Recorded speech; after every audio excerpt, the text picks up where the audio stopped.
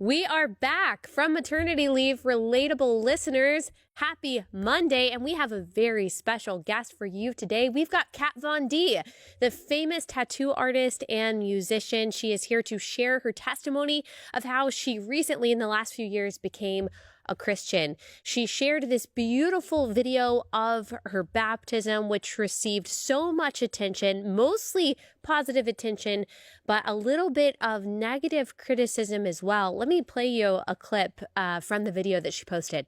Catherine Von Gothenburg, upon your profession of faith in the Lord Jesus Christ, and in obedience to his divine command, I baptize you, my sister, in the name of the Father, and the Son, and the Holy Spirit.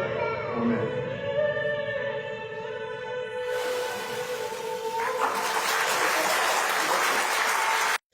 So today she is going to be sharing about her life and about her faith, and you are going to absolutely love this conversation. Before we get into it, I have a couple things to say. Since it is Monday, let me tell you to do the next right thing in faith with excellence and for the glory of God. That is the only thing that we can ever do in any given moment. So let that be your mentality, your prayer this week, every second. Do the next right thing in faith with excellence and for the glory of God. And speaking of that, friends, family, related gals, and related bros, we've got some new merch for you. It's really exciting. I'm so excited about it. Look, if you're not watching on YouTube, you should watch on YouTube. This is a crew neck sweatshirt. I'm so excited about it. It's like a rose color, which I think is beautiful on the front of it. So this is similar to the shirts that we have also on the website. It's AllieMerch.com, right? AllieMerch.com. Forgot it. I'm a little rusty. Do the next right thing. And then it's got this with the in faith with excellence and for the glory of God on the back. Super cute. This would be a great Christmas present. Related bros out there, for your wife, for your significant other. And then we've got this. I don't know. It's a flower. It's a sun. It's a character, right, Brie? Yep. I don't know. It's a cute little gal. And she is saying, raise a respectful ruckus. I don't know. I think it's really cute. I'm super excited to wear this. I'll probably wear it tomorrow on the show. And then we've also got some like Relata Bro colors. So we've got the navy and the yellow, do the next right thing crew neck. And we've also got a black and a white. And we've got one other color on the site for the crew necks, but great sweatshirt for fall and for winter. Related gals and related bros. Don't forget Allie10. Allie10 is the discount code for 10% off your order. So go to AllieMerch.com. You'll get 10% off your order with code Allie10. Man, oh man, guys, we've got a ton to talk about, not just today, but this week. And until the end of the year, I don't know how we're even going to catch up. We've got a lot of stuff that we'll be talking about this week. Tomorrow is probably going to be like kind of a catch-up show a little bit. If you want to, I will talk about my birth story. So please send me a message. I know it's not for everyone, but a lot of you do want that. So I'll at least talk about just like how the last few weeks have been for me. And then on Wednesday, I am going to respond to the Andy Stanley sermon. I know that's a little bit of old news by now. We asked Pastor Andy Stanley to come on the show. Unfortunately, he is not available to do so. So I will be responding to his LGBTQ sermon on the show on Wednesday. And then Thursday, we are going to talk as much as we can about what's going on between Israel and Hamas, Palestine. And I will try my best to give a biblical perspective on that. There's so many aspects of it we won't be able to cover in one episode, but that's the plan for the week unless something else happens. I'm so excited to be back. I miss you guys. I love you guys. I'm so excited that this is the episode, the interview, the conversation that we are having on the first non-maternity leave episode in many, many weeks. Thank you guys so much for listening and for being here. All right. This episode, as always, is brought to you by our friends at Good Ranchers. Go to goodranchers.com and use code Allie for a discount. That's goodranchers.com, code Allie. Okay. Without further ado, here is Kat Von D.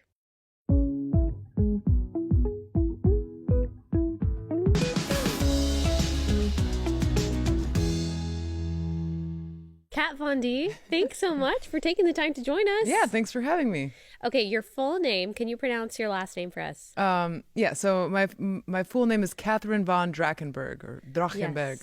Yes. Oh, I like that. I like that. It's very Dracula. Yes. But a long time ago, a friend of mine just kind of dumbed it down because it's very hard to pronounce. It's hard to read. So Kat Von D was a lot easier for people. So yeah, it kind of stuck and became a bit of a nickname. And yeah, now, it's worked out. Worked out. Okay, so a lot of people, most people watching know who you are. They know you maybe from LA Ink. Mm-hmm. That's what I originally know you from. Yeah. Watching it on TLC a long time ago. They know you from your makeup line. They know you from your music, lots of things. Yeah. They may be surprised that you are on the Relatable Podcast with Allie Beth Stuckey. So first, before we get into your story, can you talk about how we got connected? Yeah, sure. And I will say, the reason I wanted to come and talk to you is because I just assumed that a majority of your followers and stuff might not know who I am either. And I love that you have like a very large, like Christian, like faith-based following. And that's who I want to talk to right now versus like, talking to my usual fans that I always talk to. Mm-hmm. But yeah, we met. Well, I've been following you for a long time, which you probably don't know. Just stalking you on Instagram.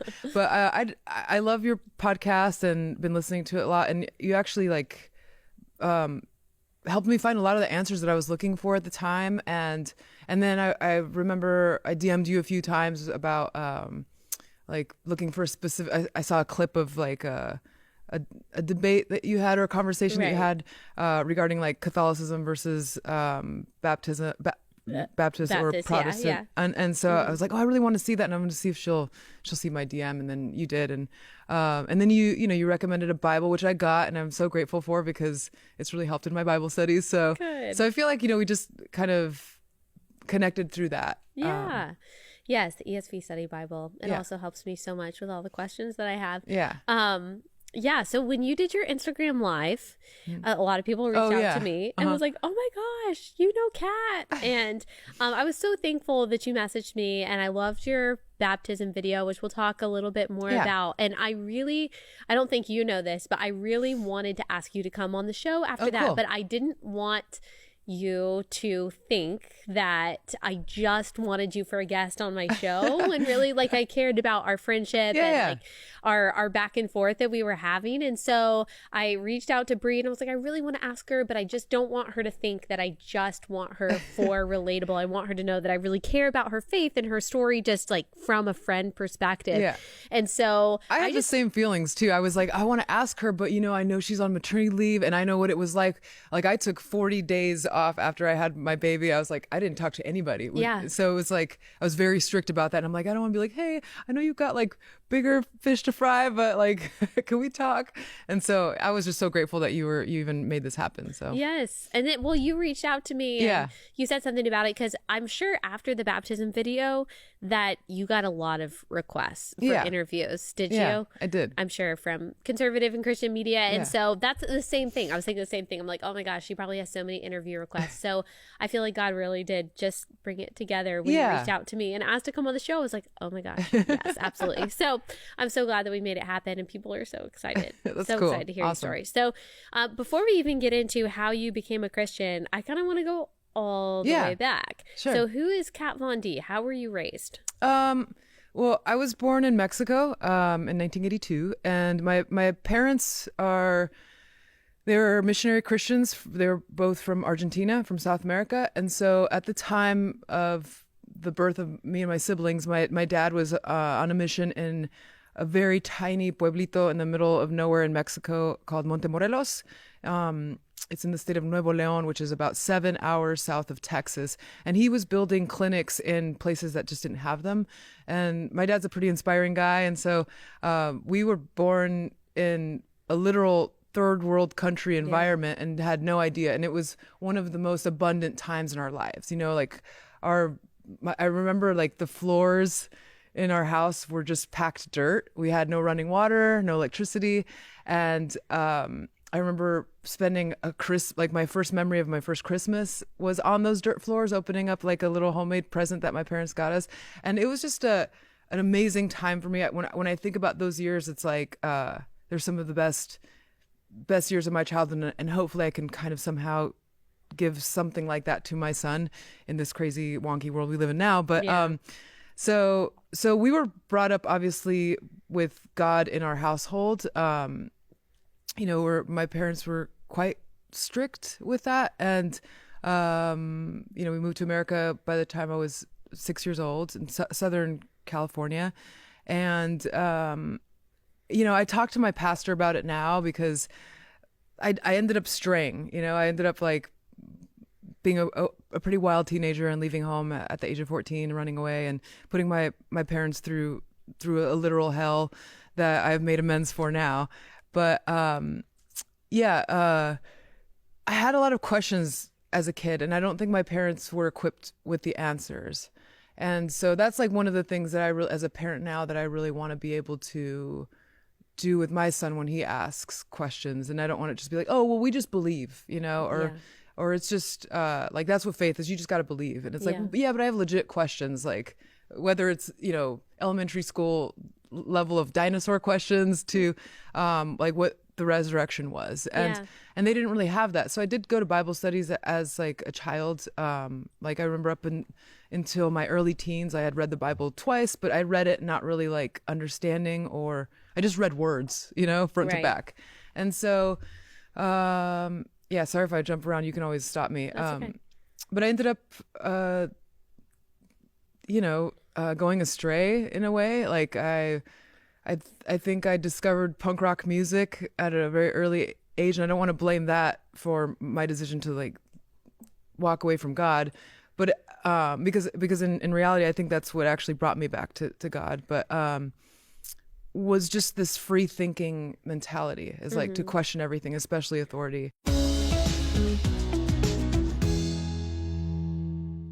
Okay, guys, first sponsor for the day is Holy Pals. I'm so excited to tell you about them. Holy Pals makes pajamas for kids with biblical prints on them. So, for Christmas, you're trying to find the cute Christmas pajamas for your kids. Most of them have Santa Claus, elves, whatever on them. But what about cute Christmas pajamas that glorify God because they depict the actual biblical story of Christmas? That's why I love Holy Pals, because they bring the gospel, they bring scripture to your kids in a really creative, cute way that they can wear. We've got some Easter pajamas that they sent us. It's got the stone rolled away. It's got the angel, super cute. And then we've got the Christmas pajamas that they just sent us. They've got nativity scenes all over them. This is 100% premium cotton, really, really sweet prints. I just love the mission of Holy Pals, and I really do love their products, and my kids love them too. So this is a great option for you if you're looking for a company that is glorifying God to support this Christmas season, and then also just a God glorifying design for your pajamas as well. Then check out Holy Pals. Go to holypals.com or check out Holy Pals Inc. on Instagram. If you go to holypals.com and use code Allie, you will get a discount on your order. Holypals.com, code Allie. Holypals.com, code Allie.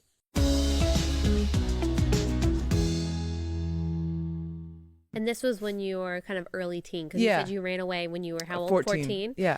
And so was this right around that time that you kind of started questioning things? Yeah. The punk rock world? Yeah, and I kind of actually like resented it too, because again, I didn't really have certain understandings. I just went to church because that's what you do. Yeah. If you look different, then you don't belong here. Like which is not how it should be. And so so it's not that I went around thinking about it, like going like, I'm an atheist or I'm a this or anything. I just didn't care. I was just like, I don't believe in this. I don't like, And then as I got into my 20s, I guess, like, I started looking without knowing into like new age stuff, I guess. I will say this, that like, after I posted my baptism video, I saw like a lot of headlines and things, and I think people like to, especially the media, they like to sensationalize stories and make them a lot more extreme than they really are. Like I was never in a cult. I was never a witch, like a self-proclaimed witch or anything like that. I was definitely not a Satanist, but I think it kind of reads more enticing when you see like an extremeness of something. Yeah. I know I look and dress like a villain, so it's easy to like be like, oh well, this is an exceptional story, but I don't really have like a testimony that's like I don't know, I've heard a lot more inspiring testimonies than my own, but it's not that crazy, you know? But I think that I was just searching for answers and meaning in so many of the wrong places, like most people do. And I think I mean, I don't know if I should just jump to where we are now because we can back up. Let me back up a little bit. So you ran away when you were 14. You put your parents through a lot, as all teenagers do, but running away is obviously a big deal. Yeah, it's awful. And I read that you were sent to boarding school when you were 15, correct? Kind of. Are you talking about like the Utah thing, or? 'Cause I didn't really, so I ran away when I was 14. I came back and tried to work it out with my parents. And you have to understand, you know, I had like a mohawk at the time. I shaved my head. I started getting tattooed at the time. So they were worried. This was a shock. And not to mention, like, my poor parents, they're not Americanized by any means at this time. Like, they're coming from a completely different culture. They really believe like their child has been possessed by a demon, you know? And which was not the case. I tried to explain that to my parents, but they, you know, it's a different generation. And you know, I think there could have been conversations that could have been had to help, but at the same time, I wouldn't change anything because it's really what brought me to where I am now anyway. So, so yeah. And then at one point, my parents were pretty desperate to like fix me, you know, or fix whatever they thought was wrong. Or help you. They probably thought that they were just trying to help you. If they thought that you were possessed in some way or or just worried, you know. I mean, like at the time, you have to understand there wasn't any like TV shows that normalized tattoos or anything like that. The only people getting tattooed back then were like you were a gang member or a prostitute or a drug addict. So like, and this was like mid 90s, right? Whatever year that, And so, you know, my poor parents. And so they sent me off to a school, and I don't really consider it a school. I think it's like I don't understand why these institutions are even still legally you know, available to parents, but I think that's like for another podcast. And basically it's just you know, these how would you describe it? I call it a lockdown facility, you know. It's a place where parents write off their rights to their child and put them in the hands of people with no supervision. And there was just a lot of abuse, not to me, that thankfully like I didn't have to endure some of it. I think there was some mental abuse, obviously, but nothing physical that I saw with other people there. And was it a religious institution or no? It was. I wouldn't say it was religious, but the people that worked there were all. It was in Utah, so they're all Mormons, and but they didn't like make us go to their church or anything like that.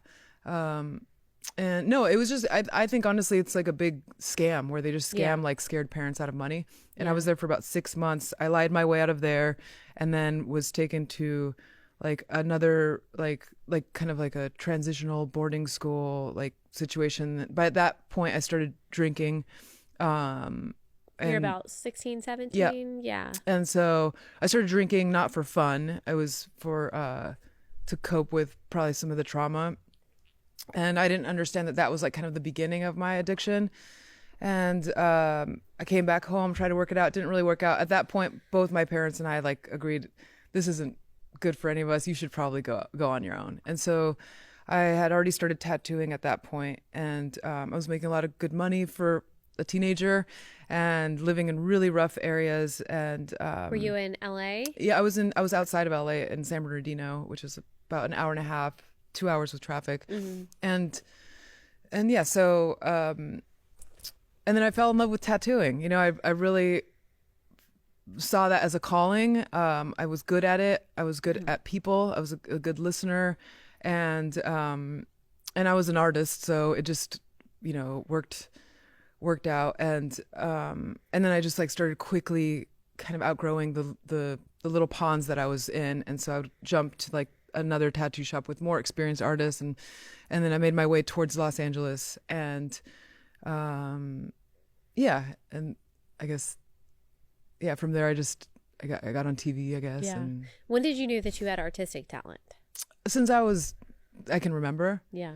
Yeah. My parents, we were very, we were not well off at all. I don't come from money. So, I remember going to church and like being bored out of my mind and like during the sermon, as a child on the floor, just drawing. I would take the tithe envelopes and open them up and take the little pencils that were in the pews. And draw. Yeah. And just start Yeah. drawing. And I really gravitated towards realism. I loved drawing people. Like I would draw my family members, or if I saw a pretty girl in a magazine, I loved facial structure and kind of trying to reproduce that with my human abilities. Yeah. And you're So- also a classically trained pianist, right? Yeah, my grandmother was a pianist, so she started training us when I was 5. All right, another fun sponsor, and that is Operation Christmas Child. Operation Christmas Child is through Samaritan's Purse. You guys are probably familiar with this. If you grew up in the church like I did, you probably made a little box. Now, this is an upgrade from what it was when I was growing up. When I was growing up, it was just a little paper shoebox that they had to keep together while they sent it around the world to these countries that they are giving these gifts to. But now we've got this nice sturdy plastic box that you can purchase, and you fill it with all kinds of non-perishable gifts for children, many of whom have never received a Christmas gift before. So you can go online, you can go to samaritanspurse.org/OCC, and you can actually select the items to put into the box, or you can make it yourself. You can get a shoebox or you can get a plastic box. And then there are several different drop-off locations where you can go to a church and you can drop off your box, and then they will take it and then they will ship it. And they actually go throughout the year and they give these box of supplies of gifts to children throughout the year. More than 209 million gift-filled shoeboxes to children in more than 170 countries and territories. And that is since 1993. And this year they are celebrating 30 years of ministry. So go to samaritanspurse.org/OCC. National Collection Week is coming up November 13th through 20th. So again, you can drop off those shoe boxes, or you can make it online by going to samaritanspurse.org/OCC, samaritanspurse.org/OCC.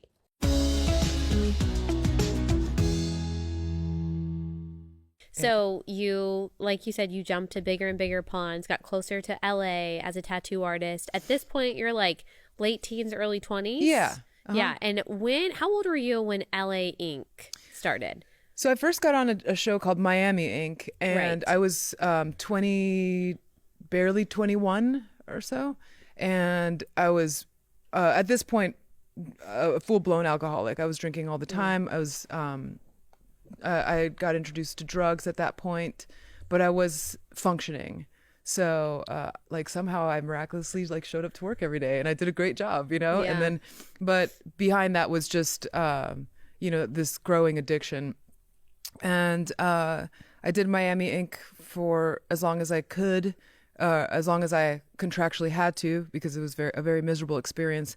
And I had signed the contract while I was drunk without a lawyer or anything like that. And I had no idea that I had signed away the rights to my name and my likeness and my art and everything I created. Yeah. And so to nullify that contract, I was offered to do LA Inc. And so I didn't want to. I just wanted to get away from whatever that whole process was.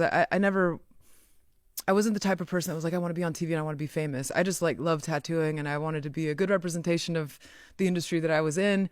And, but the people that, I was casted with, we just didn't, get along. And so I was like kind of forced to be with people that didn't respect me or whatever. Yeah. So I signed the contract for LA Inc. and opened up my shop in LA, and I had that shop for about 12 years. So, but we filmed the show for another 39 episodes or something like that. Yeah. And you said at this time, mid-20s, you kind of got into the new age. You were still an alcoholic at this point, right? Yeah. And I wasn't like full blown into it, but I was like, Yeah. I think I was a seeker. So, but nothing, I wasn't really actively pursuing any belief system. Yeah. I just was sad. I was drinking and I was trying to find answers in the wrong places. And it wasn't until I got sober, it'll be 17 years ago in July, that I, you know, really opened up my eyes to wanting to fix myself. And that's when I started getting into a lot of the new age stuff, like a lot of self-help books, you know, that was kind of like the gateway into it. Like law of attraction type stuff, or not really? No, I was like into, and I mean, I don't want to obviously like diss any like authors or anything, but just like into meditation, a lot of meditation and spiritual. Yeah. Yeah.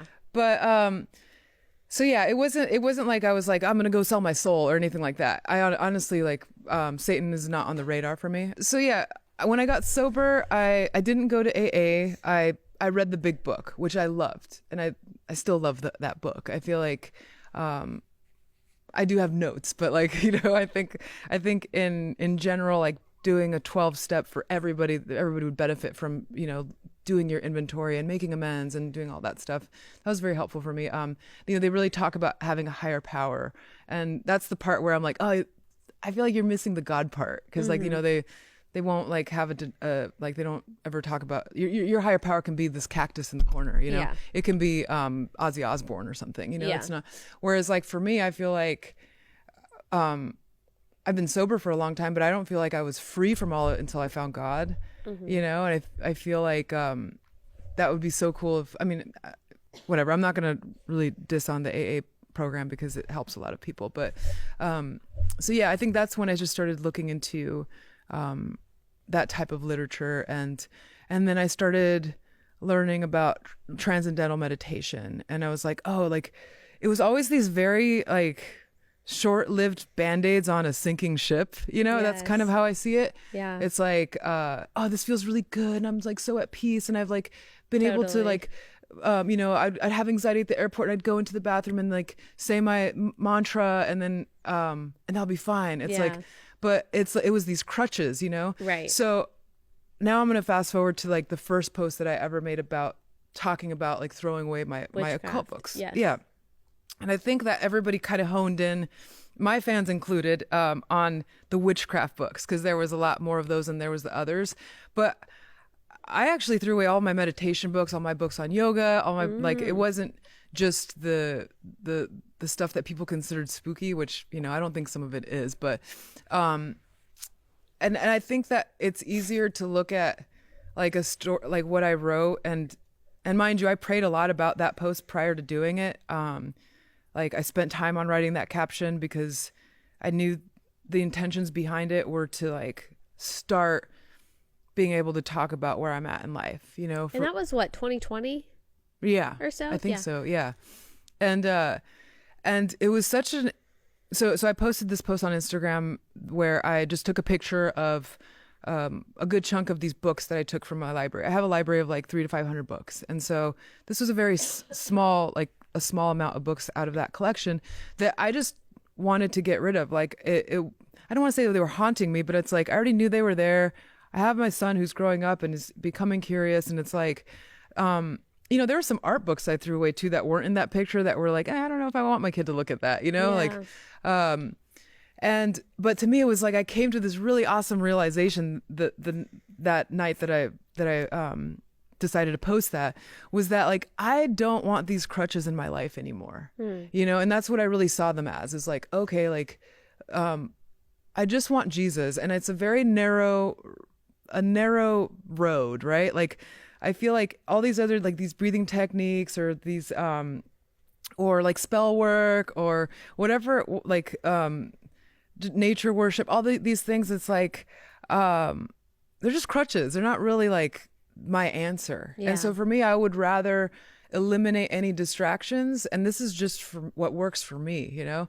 So that was like, it was a symbolic gesture, I guess, in a way, but it was my first like proclaiming of where I stand with certain things. And it was crazy to watch the reaction, because in the comments, it was like, I feel like you could see literal demons hissing at each other.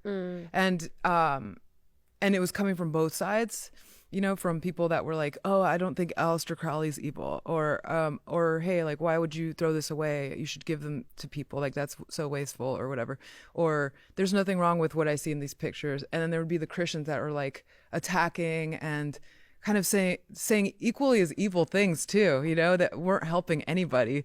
And that night, I feel two people came to my house. So at the time we lived in LA and we had a gated house, and I was upstairs with my son and the doorbell rang and we had like a security system, and my husband looks and it was, he screenshotted it, and it was just this possessed person, you know, who just was like, hi, you know, I don't want to freak you out, but I just want to know if I could please have those books, you know, like I really need those books. I need those books. And it was just like, and you could see the darkness in this eye, and like, like why I think, like when I say things, I definitely think that people over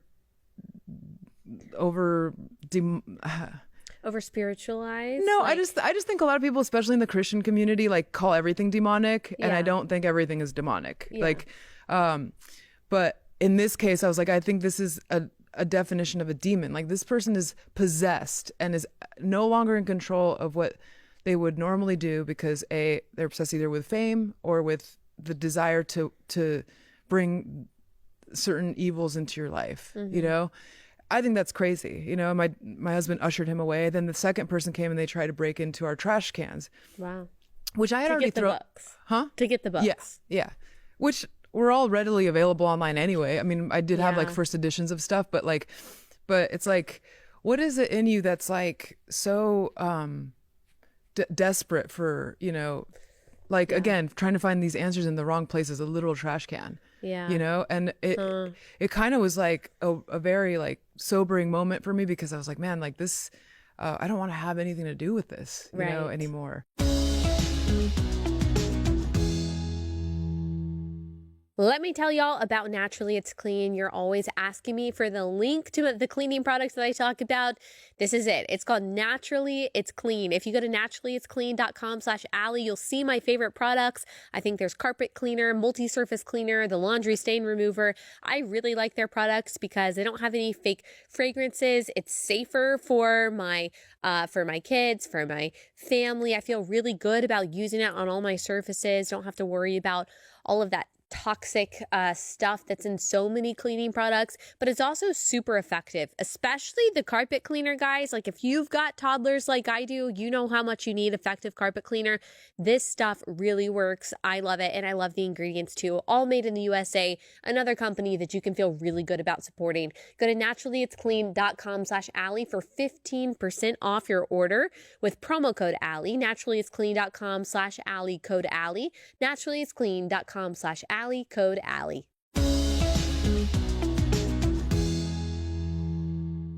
So in 2020, when you posted that, you said that you saw those as crutches and all you wanted was Jesus. So at that point, you were a Christian. Yeah. Oh yeah. Okay, so when did that happen? Probably like a year before that. A year before that. So let's talk about that a little Yeah.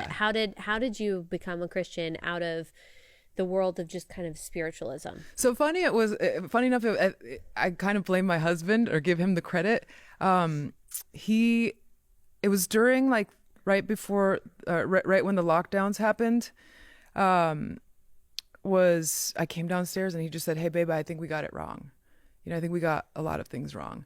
Wow. And I was like, no, you know, and I was never like a politically charged person. I would say like ignorant political things, just out of like, you know, because I don't watch TV. I don't like really know. I mean, I would see like whatever my friends would post or things like that, but I was never like, I couldn't tell you who's in office or anything like that, you know, at the time. And then, so my husband was like, "Hey, like, I want to show you some stuff, you know," and like it would be some articles and some videos and stuff. And I was like, "Oh man, like I really got to start rethinking a lot of things that I thought were true, you know?" Yeah. And that was kind of the first step into questioning everything I had been doing. Yeah. Was it mostly, we don't have to get into the Yeah. details on this, but like the stuff that he was showing you, did it, because you said it was around the lockdowns. Yeah. Was it mostly regarding that kind of thing, or was it more theological in nature, the things that he was talking about? No, it was like revolving more around like political things. And you know, you have to understand at that time, like BLM was going hard and in LA, and I was in the middle of it. Like, I lived 3 doors down from the mayor of LA. So Yeah. we had Antifa like on our front yard, Yeah. you know, after they threatened to like do the Molotov cocktails and stuff like Right. that. And like, so we were just like seeing things in real time, and they were much worse in real life than I think what people even put on TV. And Yeah. so I was like, man, maybe like, so I started just kind of like reevaluating, kind of going down the list of what I'm doing with my life and like what my perspectives are. And then it got to the part of like my spirituality. And that's where I started really rethinking a lot of things. And so I think a friend had sent me a sermon from Pastor Jack Hibbs, and I loved it. Like it really spoke to me, and like it answered a lot of questions that I had. And so then I started that. My son at the time was like still a baby, so I wasn't going to church, but we would watch like sermons every Sunday, and so that was kind of like I just desired more and more and more, and so I just started studying the Bible, and it was like, I think it was it's so cool to be able to do it as an adult. I think like I was very lucky that I had parents that were Christian and enforced certain things at a time when I couldn't understand things, even though it wasn't as effective. Like I do credit my dad for everything, because I remember finding myself in very dark moments, and like intuitively I was praying. Yeah. And it wasn't because my dad made me. Like it was because because he'd been waiting. That's all. And so like when you can fall in love and learn as an adult, it's so much more meaningful and real than it is when you're a child just doing it because this is what we do, and this is how we do it, So I mean, I'm on fire for Jesus. Like I don't plan on this dimming out. Like the more and more I learn, the more and more excited I get about things, and the more at ease I am about what's happening in this world and what's happening, in my marriage or in, in all of it. So I do want to go back though to like the occult stuff, because, Sure. I don't even want to say occult stuff, but like, just like the tarot cards and all that stuff. Like, not to diss any of my friends, because I have a lot of friends that are into that stuff and I love them so much, I have actually more empathy and understanding than I think an average person, because I've been there. But I will say that my husband and I, we look at the Rolodex of friends that we have, and the ones that are dictating their life through that, and they're making life decisions through tarot or through, some of the witchcraft stuff, like even the meditation stuff, or like, and I'm going to definitely offend a lot of people, but like the ayahuasca trips or the meditation camps and silent retreats, all the things that I used to do, except I never did ayahuasca, but like they're all so miserable. Yeah. And like they're the most broke people. Usually most of them are single. They don't have stability. And I'm talking about like both financial and like the love around them. Right. There's always this drama and dread and doom and gloom. And I was one of them, Yeah. And it's like, that's one thing that I would look around at my Christian friends and I'm like, they're not perfect by any means. Yeah. But I want what you have, like I love the light that you have. And it's like, so we're like, let's not be dummies anymore, and let's just like figure out what this obviously hasn't worked for us, let's like explore this. And so that's kind of like my whole perspective on it. I think again, like I have no intentions of cutting off my friends that I don't necessarily agree with, or don't see things the same way. I don't think Jesus would either. And so it's like, because I got a lot of criticism after I posted that baptism video, and I think that like Christians, when you do that, you don't realize how much harm you're doing, like I would look at a lot of the comments that I got, and they were really cruel and very, very annoyingly holier than thou. And I would look at some of them and say, okay, let's look at like what is to be gained from this comment. Like, who does it help? Like, to be a know-it-all? Like, who does it help? Does it help me? Does it help all my other followers following and like witnessing the judgment and the criticism? And and definitely of not knowing the other person, you know, like everyone's like, oh, well, she's a baby Christian, so, you know, you should cut her some slack. It's like, I'm not a baby Christian. I mean, I just recently got baptized, but like, I'm not like, this didn't happen yesterday. Like, I have an understanding of a lot of the things that people are talking about. Like, I'm not going to dress like how you think I'm going to dress. Like, nothing's changing in that department. Like, even like with like the you know, the music that I make or some of the content that I make, it's like, it's not for you, you know, it's not for you. You have no idea how many DMs that I got from like other goth kids that are in the same boat as I was. They're going, man, I'm at this crossroad and I want to go back to church, but like, I don't have a church to go to, or I feel like even within my own family unit, people have like, I'm an outcast and I'm trying to make my way back to Jesus, but like these people, you know, like, thank you for doing that, you know? And it's like, so I don't have any intention on like conforming to what somebody's like uniform or what their idea of darkness is, you know, because I don't think I'm a dark person. I wear dark clothes, but like I like people's like definition of darkness is a lot different, you know. Like what's dark to you might not be to me. Like I'm not scared of death. Like I talk about it all the time. My entire career was based on that, you know. I tattooed portraits of dead people on their loved ones for decades, and like so I've read every grieving book, I've read every bereavement book, I've read, like, you know, I think death is something that like we should be able to talk about. And, you know, when I see a skull, I don't think like, oh, that's demonic.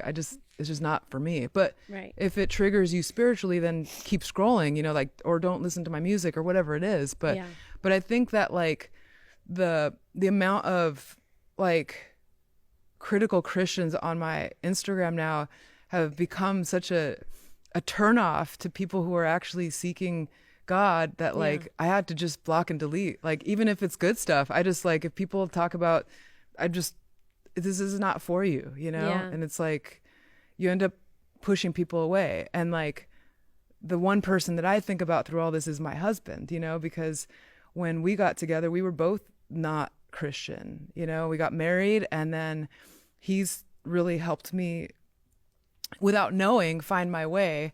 And he's not necessarily on the same page. I mean, in some ways he is, you know. He's very supportive. We go to church together, you know, every Sunday. He always supports me. We pray together. But there's parts of him that's still questioning. And like, after that, getting so much grief from people that spilled over into my husband, he was like, I remember the next morning he was like, babe, I don't want to be a part of that. You know, and it like, I'm trying not to get emotional because it's like, I've been working for years, like trying to like lead by example and share what I, you know, my own stepping stones with him to like, hopefully one day he can come to me and say, hey, guess what? Like, I've given my heart to Jesus. That hasn't happened yet. But when you have like an entire community of people like attacking you, like, man, like you're, you know, not to say that my husband is like, you know, going to do something based on a comment on Instagram, but when it's getting amplified so much, like it turns people off, you know? And not everyone's like that, you know. Like, our church is amazing. Like, the first day we went, you know, my husband didn't want to go. He's like, do I have to go? And I'm like, yeah, you have to go. Like, that's going to be a rule now, you know? And, you know, when we moved to Indiana, I was like, our first mission is to find our church, you know, and like, it might take us a year, it might take us a week, but we got to just try. And I had a list of Baptist churches that I wanted to explore. And the first one. Why Baptist? Sorry to interrupt you, but I'm just curious about that. Well, I mean, I'm not too much into denominations either, but I feel like when I look at the breakdown of like their approach to scripture is just like aligns with what, you know, like, what I feel. So, I mean, I'm for it, obviously. Okay, cool. I'm supportive as a lifelong Baptist myself, but I just was curious about that. Okay, so. Yeah, and I wasn't born into a Baptist church, so it's like, you know, I think like, to me, it's cool to be able to, like I said, as an adult, have an understanding. And I looked at things like, there's things about, you know, I'm seeking more traditionalism. Like, I don't, like, when it comes to my worship, and this is just for me, it's like, I want to worship. Like, I don't want to go to a concert. I don't want to, I don't like, like we all dress nice when we go to church. That's just our own personal thing. Like this is a sacred space, and like like that's how I do it. And I feel like other outlets and stuff like just didn't really align with what I'm looking for, you know. Yeah. But so I feel like God just like spit me out on the doorsteps of the most perfect church for us, and we go in there, and there's, you know, it's a very small congregation. It's a lot of old people, and my parents were always late as a kid, so I have anxiety about being late. I do not like being late. And so I was like, all right, well, I got there too early, and we interrupted their prayer circle, and these people just stood up and embraced us, and they were just they didn't really care about who people think we are, you know. They were just like, oh yeah, you're the lady that bought the house down the street, and we've actually been praying for you. And like and so then I was like, okay, well, let's try this out, because it's like, you know, I want to see if what the pastor's all about, pretty much. Like I want to learn about the Bible. Like I don't want like necessarily feel good stories, or, you know, like I'm here to learn. And then, you know, Pastor Brian is like, that's what he's all about. So I was like, man, I can't believe that, you know, we got lucky and found this place so quickly, and we love it. And so my husband responds to that, and like, you know, we he's learning in his own, you know, on his own path and in his own way, and our, you know, so that's been good. But then I feel like when we step out of that place, like that's when it becomes like triggering for him, you know. And well, you're in a unique position because you have such a large audience that you are going to attract the, you know, extremes of anything just by being a person on the internet. I do want to talk about the baptism video a little bit, just for some people who may have missed that. And we talked about it a little bit in the introduction, but you posted this beautifully artistic baptism video. Is that your actual church? Is that the building? It's beautiful. Thank you. It is beautiful. And like you said, you received a lot of positivity. You know, a lot of positivity, but then you said that you received some criticism, and you talked a little bit about the holier than thou kind of self-righteous comments that you got. But specifically, what were they criticizing you for? Was it like, this is not genuine? Yeah, so there's a lot of it. There was, I mean, like it went from, well, her hand wasn't like completely submerged into water, so this is fake, or it doesn't count. That kind of silly. stuff. I've never heard that. Yeah, I've never like you heard have to that you have to be fully submerged. But like, you know, I was holding on to Pastor Brian's hands when, you know, and I weigh 150 pounds. Like he's like an older gentleman. Like I was like thankful he didn't drop me or whatever, you know. So, and then other people were like, she's faking it. This is just for a PR stunt, and like, you know, I didn't. You weren't there, you know. It's like people weren't there, and like there was one recently that I saw that was, and I like I said, I typically do not respond, I just block and delete, but one of them I responded to recently because it was just so crappy. Just the like, who would say this? But right before I went into the water, so I joined the church choir, and I wanted to sing my tribute, this song called My Tribute, and on that day. And so I sang that with my choir. And my dad plays the trumpet, and he ended up doing a trumpet version of My Tribute when I was in the back getting ready to go in the water. So I was already crying before we even went in. And and so the whole entire time, you know, I'm listening to Pastor Brian when he's saying, and the whole world was disappeared, and I'm in this water with my pastor, and then he calls me a sister in Christ, and the whole time I was just fighting tears, you know. And so in the video I'm doing this, like, you know, and somebody's like, look, she's just laughing the whole time, like it's fake. And I was like, man, you know, you're no fun. Like I just like people like, what do you guys, because I don't have that within me. When I'm on Instagram, like I see plenty of stuff that I don't like, or that I don't agree with, or that I think is silly, or and you just scroll on. I just past don't care, it. you know. But to somebody to like rain on somebody's like, it's so just looking for something. it's so crazy. So, but you know, I also I'm not an idiot. I knew that when I posted that video that people would have questions, and I also knew like the moments leading up to it. It wasn't like it wasn't planned. You know, I strategically like you know, I hired a camera guy. You know, I wanted to me this I've been documenting my life since I was 20, and this was one of the most important days of my life. Like, I want to document it just like I would document my wedding, you know, and to share it with the world. It was intentional, you know. It's like I mean, there's the symbolic gesture of baptism, but there's also a part for me is like a bit of a making amends with my followers, because for so many years I've been putting out a certain message that that makes me sad that I was ever even a part of, you know. And so to like publicly proclaim this was me setting some things right, you know. And this just is for me, you know. It has nothing to do with you know, my church isn't involved in that thought process, you know. But it was important to me to share that, you know, because I could have just kept it to myself and just kept going on. But I was like, no, this is something I want to celebrate, and I want to be like open and honest about it. And I don't plan on being evangelical in a sense of like posting about my faith, or you know, like, to be honest, outside of talking to you, I really don't plan too much to talk about it.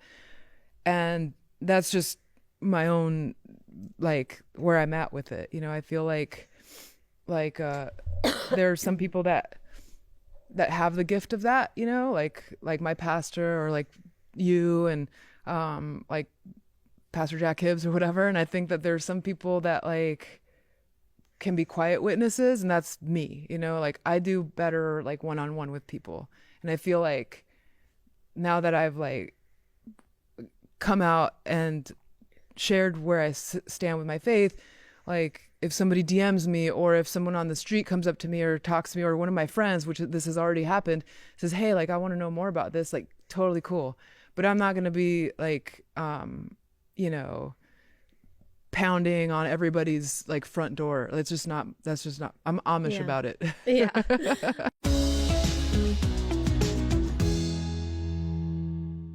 Okay, next sponsor for the day is Crowd Health. So if you are looking for an alternative to health insurance, which I understand why you would, because sometimes it's like when you have health insurance, you're like, why do I even have this? What is it doing? This is so complicated. It's giving me more of a headache than I had before. Then you need to check out Crowd Health. This is not health insurance. It gives you the tools to negotiate and crowdfund your medical bills. All you have to do is pay a $50 membership fee to get access to services like telemedicine, bill negotiation, and then you join the Crowd, which is a group of members just like you who want to help pay for each other's unexpected medical events. As you know, health insurance is broken, premiums are increasing, deductibles are getting larger, claims denials are becoming more common, and that's why you might just want to simplify things through Crowd Health. You don't have to worry about doctors' networks or anything like that. They really do make it simple. So it's time to opt out of restrictive health insurance plans. Let Crowd Health help fit your healthcare needs. Get started today for just $50 a month. Use code ALLIE to get the healthcare you deserve. Crowd Health is not insurance. Learn more at joincrowdhealth.com. That's joincrowdhealth.com, code ALLIE.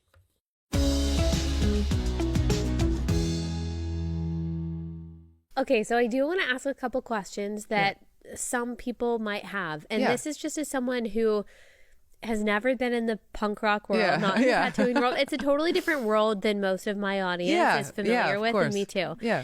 So, like you said, your style is your style. The kind of music that you play is the kind of music that you play. Some people who are, you know, just totally outside of that world, they will look at something like vampires or black or whatever it is, or Marilyn Manson or things like that, and it's scary, and it does feel dark, and so I think some people have the question of like, oh, how can you hang out? How can you like run in these circles and like be promoting things that do seem ghastly or, you know, deathly or whatever? And so, kind of, how do you approach that? Yeah, I mean, there's a few parts to that. I think like, you know, like I've listened to all of your episodes on like Halloween and stuff like that. I think, like, as somebody, like, this is an easy way to explain it for me, is like, I'm sober, you know, I used to do drugs and drink, and I no longer do that. I can be around it and not be tempted, but I choose not to be around it, like especially the drug stuff, you know, like if you're doing drugs in front of me, I'll leave. Like, it's just not my thing. It's a trigger for me or whatever. I don't even like that word, but you know, whereas I have friends of mine that they can have a glass of wine on the weekend and they're still in control of themselves. Like, and they're not, you know, abusing it like I was, you know, like I personally cannot have one drop of tequila or I will destroy my life and everything around it. That's just how it is for me. And so I think, like, when it comes to things like Halloween or, like, you know, like I said, I don't like using the term dark stuff because I don't really consider it dark, but like, if it triggers you, then just don't participate in it. Like, you know, if it doesn't trigger you, I feel very sound in my faith. Like, I'm not gonna be swayed by my neighbor to join a cult. I'm just not, you know. But I think when it comes to music, and I've been thinking so much about this lately because I don't, you know, you have to bear with me because I'm still kind of refining how I think about it, but like secular music, you know, like I listen to secular music. I do not listen to worship music. Like, I like to sing it in church, and when I'm singing hymns at church, like it's a whole different experience than when I listen to, you know, The Cure or whoever, Depeche Mode, whoever I'm listening to, you know, it's like a different process, you know? So I went to, like, a big church when I was in California recently, and I'd never been to a church like that before. And I loved the sermon. I loved the message. The people were so nice and great and everything. But I will say I couldn't enjoy the song part of it. You know, like both my husband and I looked at it, was like, it just didn't feel, it feels weird to us. Like, it feels like we're watching a concert. I'm watching somebody sing a song. And because I know how to write a pop song, I'm like, all I'm thinking of is the songwriting session that it took to get to this, and like the emotional cues, and then the repetitiveness of it, the drop, and then here comes this. And it's just like, it doesn't, and everybody was singing along. I'm like, okay, so they listened to that in their cars. Like, that's what they listen to. And that's totally cool. It's just not for me, you know, like I just want to listen to, like, the old stuff, you know, and that, so I'm like, should I stop listening to, love songs? You know, because that's my genre, is like, I just write love songs, and a lot of them are they're sad love songs, you know, they're like reflections of experiences I've had, or feelings I've had when my husband and I get in a fight, or whatever it is, you know, like, these are expressions of my experience. And I think, like, is it wrong? And you can help me maybe figure this out. Is it wrong that that not everything is about God in a sense, or Jesus? Like, is it wrong that like, some people like to listen to the Bee Gees sometimes, or my dad likes Hall Notes, you know, or whatever. Right. Like, should we only listen to at all time? And to me, I'm like, I don't know. I don't think Jesus would be bummed at me for listening to The Cure. I don't. Like, I think about sports. I don't know anything about sports at all, but people like to watch sports and they're obsessed with it. I mean, like, where I live right now, everybody's wearing orange t-shirts, I'm assuming, because there's like an orange, like, football team or something.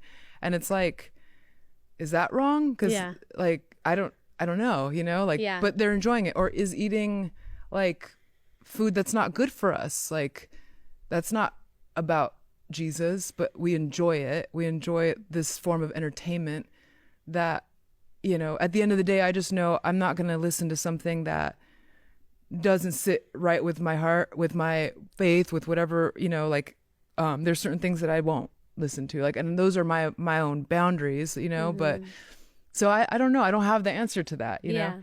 So there's that part with the music, but maybe you can talk about that more. Yeah, well, I certainly wouldn't say that I have all the answers, because those are really good questions. The thing that comes to mind is that God is the source of all truth and all beauty. So all truth is God's truth. Just because something that is mathematically true isn't necessarily something that you would find in the Bible doesn't mean that it's outside of Christianity or not of God.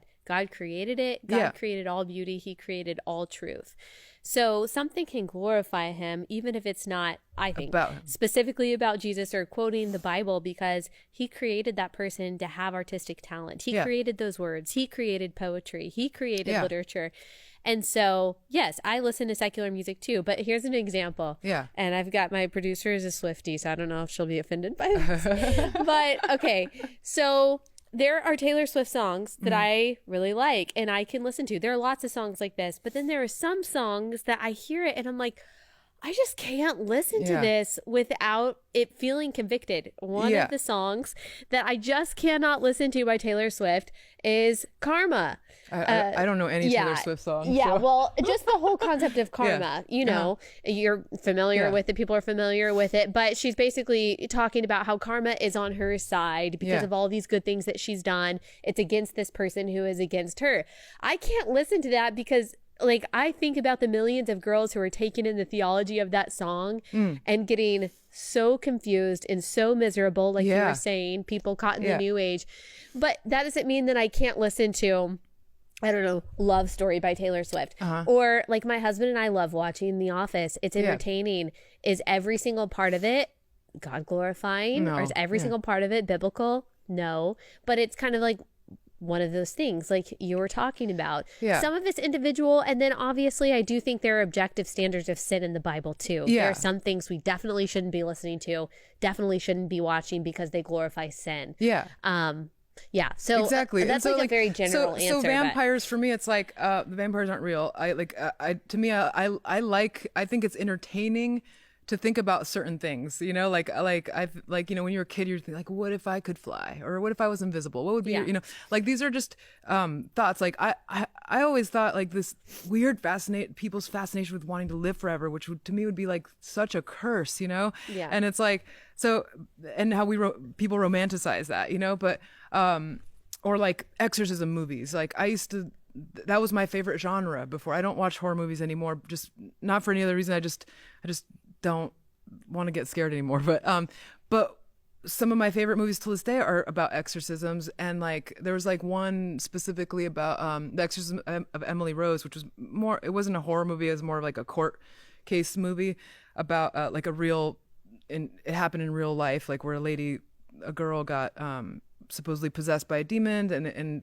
the church didn't, you know, there was a court case between the church and the medical field, like trying to figure out like what would have been the right way to help this person.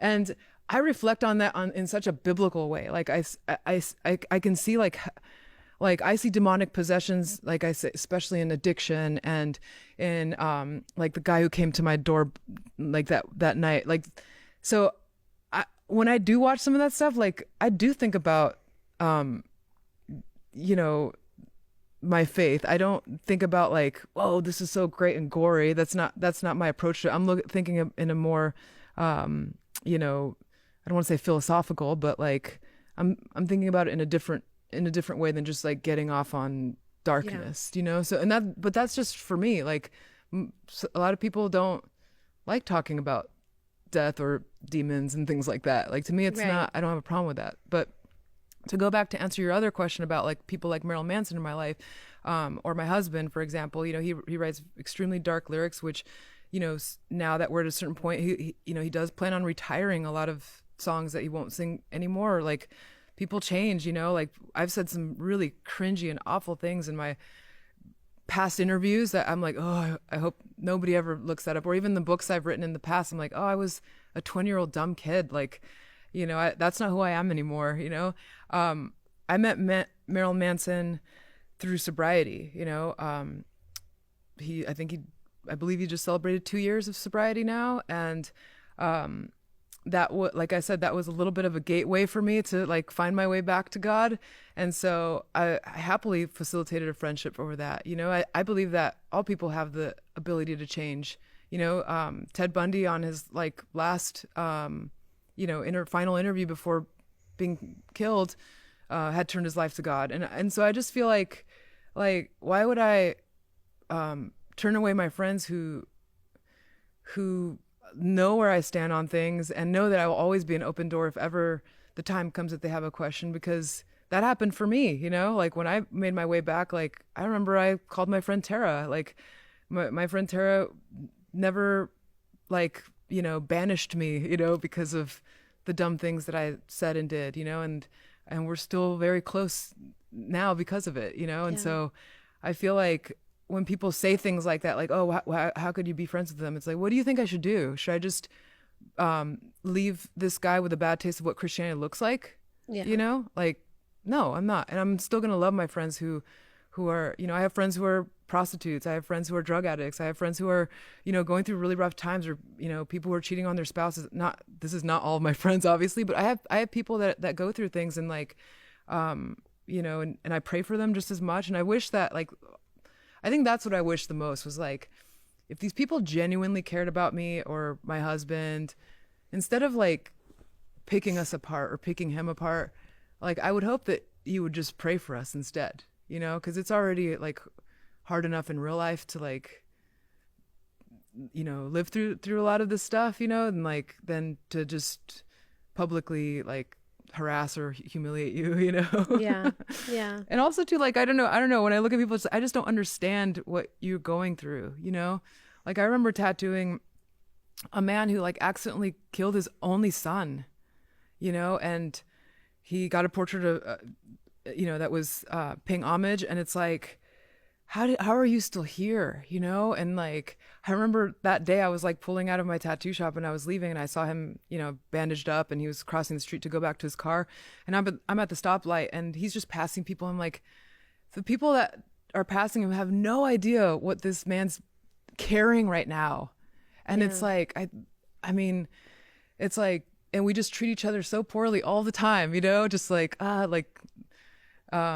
look what he's Assume wearing. so Look at, you know, much. Yeah. it's like, man, you just don't know, you know? Yeah. Like, even the people that hate me, I'm like, oh man, they got to be miserable in their own life. Like, I'm not going to just be like, let me go look at your profile, because you're probably pretty easy to break down too, you know? Yeah. But I just think like, oh man, like, you must not have a fun life. Like, you know? You just don't know. Yeah, you just don't know. So yeah, I love Marilyn Manson. I think he's a good guy, and I think he's actually, like, you know, making a lot of deep, meaningful changes that it's not my place to talk about that for Yeah. him. But like, if you knew, you'd feel bad about criticizing, you know?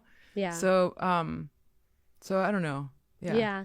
I think a lot of people are just very unfamiliar. Yeah. Like with the world. And I listen to your story and I think about people that are in your circles, like the ones that you listed, who don't know Christ at all Yeah. and are looking like we all did at one point for that happiness and satisfaction. Like everyone's just looking for that thing that lasts. Like, will something just keep me stable forever? Yeah. And it can't be found outside of Christ. It's so obvious to me, like, that the Lord is going to use you and your testimony for these friends that you have. That maybe the outside world does look at someone like Marilyn Manson or other people in your circle and think, wow, like, you know, they're my enemy, or they hate me and what I stand for, or they can't be redeemed. But you know personally that we're all just people. Yeah. They're all just people, Yeah. all looking for the same things that we're all looking for. Yeah.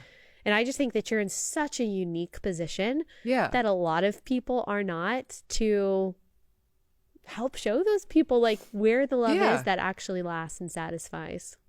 Or just to even see it as an option. Like, cause I didn't really have anybody other than Alice Cooper, to be honest. Like, and I remember like after I posted that baptism video, and I was getting all this heat, I was like, I wonder how Alice like deals with this, you know? And I just Googled like Alice Cooper, like faith, like YouTube, whatever. Yeah. And I saw some of his interviews and I was like, man, that's so cool. Like, you know, he was saying, and I'm not quoting cause I'm going to butcher it, but he was saying about how like when he had first, found Jesus, that he was like, do I have to drop this Alice Cooper thing? You know, do I have to like not have a career anymore, not saying like, and he's like, but no, God sent me here as Alice Cooper to be able to like inspire people that would listen to somebody like him versus like somebody that, you know, doesn't like, I don't feel like I relate to a lot of people in like the, in the Christian, realm that, I mean, I do relate on matters of the Bible, and that's what makes me love all my Christian, you know, family that way. But as far as like understanding where we come from and like what our normal is, like, you know, it's, I don't know, Yeah. it's just not, Yeah. We don't have a lot of that. We have our friends, you know, like the people that came out to my baptism, like they're on the same page, and you wouldn't think that. That was like another thing that people criticize is like, oh, look at all these like witches inside of a church, and it's like, what are you talking about? Those people have been Christian longer than I have. Like, Yeah. you know, it's like, Just because they're wearing something, yeah, or they look a certain 'cause they way. have- Yeah. yeah. Okay, last sponsor for the day is ExpressVPN. This is the VPN that I use. It's really easy to use. It's actually the product that I use the most because it's always running in the background of all of our devices. It anonymizes your location and your identity. It's really easy, especially when you're on public Wi-Fi networks for hackers to get your information. If you want to protect yourself, then use a VPN. I like using ExpressVPN because they're so easy to use. You can use it up to 5 different devices using the same account. It's really affordable. Also, a little trick is that you can actually change the location of where you are if you're, using a streaming service, and you can actually have access to different content that's only available in that country by changing your location through your VPN. So, I mean, it's a whole new world. It's a whole new world using ExpressVPN. Go to expressvpn.com/Allie. You can get an extra 3 months free of ExpressVPN. That's expressvpn.com/Allie, expressvpn.com/Allie.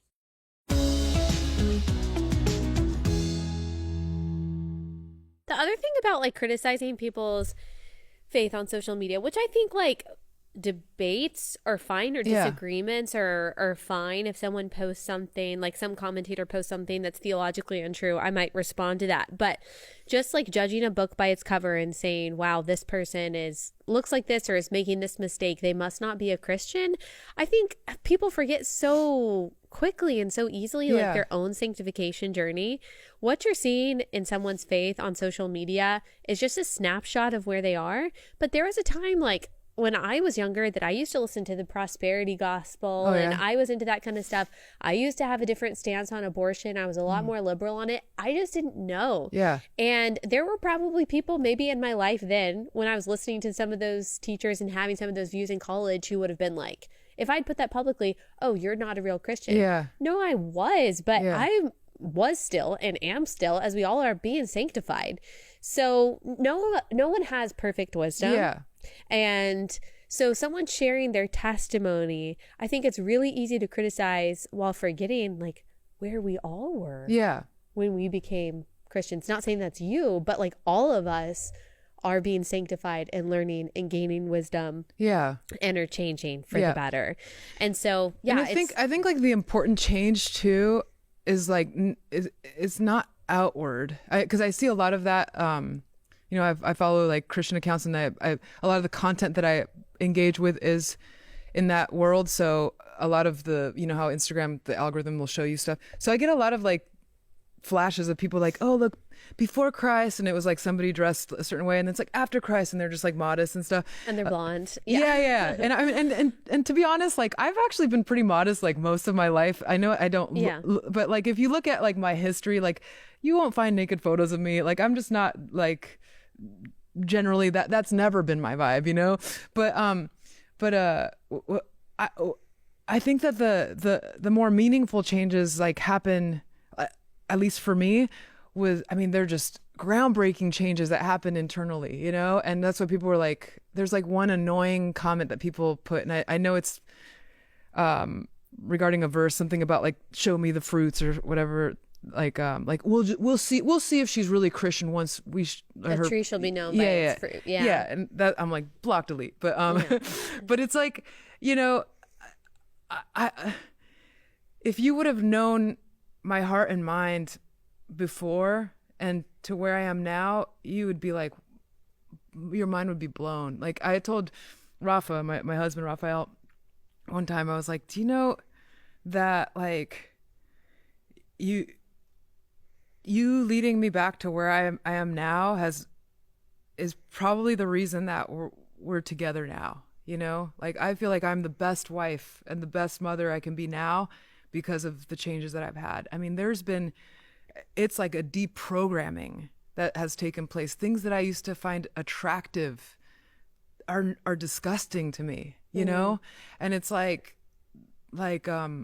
I wish I could put into words like how amazing those changes are Yeah. that I've been able to experience through all this. And it's so cool, you know? Is there an example that you can think of like something that you used to like that you find disgusting? I just think like the things that I even like would find just attractive in general, like in people, like, you know, I used to think it was, like, I don't know, like, I mean, there's a lot. I think like an easy one is like, my life before, like I would have just been like this career boss babe or whatever it is that they call them. It's like, I have no interest in that anymore. It's not, I mean, I love to be creative and I love to have ideas and make them come to life with my mind and my hands. But my priorities have shifted like a great deal, you know? And I think like how I see my husband now is just, I mean, it's just awesome, you know? So to end, what message would you give someone who is watching this, who maybe they are in the position to where they're like, yeah, you know, I want to believe that God is real, but there are things holding me back, whether it's their past or whether it's who they are now, or whether it's that they don't like what they see from Christians. It's just not attractive to them. Like, what would you tell that person? Oh man, I'm not good at these kinds of giving messages out or advice. What would you have told yourself? I mean, you know, I think what's exciting to me is to look, like, I loved researching like the historical aspect of the Bible, because then you just start seeing actual truths. And I think a lot of people, when they think of like, oh, it's like, you know, some guy with a beard in the clouds and like miracles didn't really happen, like this kind of, but when you start looking at like, there's so much evidence that is so undeniable. I mean, it's so cool. That's the part where I was like, okay, this isn't just about blind faith. Oh, I just believe because this is like what I was talking about with my childhood. It's like, I just believe because that's what my parents told me to do. It's like, no, there's actual like evidence and information that's like so exciting and inspiring. So, you know, like I said, when you, gifted me the idea of getting that Bible, like it really helped me out, because I have like a little women's Bible study class that I go to on Tuesdays at my church and stuff. But we are a little bit of like, not the blind leading the blind, but we're all figuring it out together, you know? And so it's like, you know, I don't know what the advice is. You know, I got really lucky with a pastor that has like a doctorate in theology and like is very knowledgeable, and I can ask certain questions and we can talk about it, and he has like, you know, opened my mind to certain things. And I don't know how to tell people how to find that, you know? I mean, you're probably better at it than me. I just know that it's within me and that's what I want to do. Yeah. Well, I think you answered the question just by giving your testimony of talking about how God draws people and kind of what you did to seek that out and the questions that you asked. I think it's just good for people to hear too, that it's okay to have questions. Yeah. And that you don't have to have it all figured out. And actually, we are all figuring it out. Whether you've been a Christian for 5 minutes or 50 years, there are going to be questions that are unanswered. But there are also, like, I see a lot of people saying, well, I can't be a Christian because this question, or whatever it is. And I think a lot of people have some arrogance in believing that no one else has ever asked the questions or had the doubts that you do, when really, thankfully, like, we have thousands of years of very smart, very knowledgeable, very wise theologians who have wrestled with a lot of those questions. So, like, chances are there are a lot of answers to the questions that we have, not perfect in all of them, but like you said, like, you asked people, you sought people who knew what they were talking about. You read the Bible, you got to study Bible. I think that is a good answer. Yeah. Like, seek the questions that you have. Don't just sit with them. Like, seek the truth about them, because chances are there's a lot of wisdom out there for you. Totally. Yeah.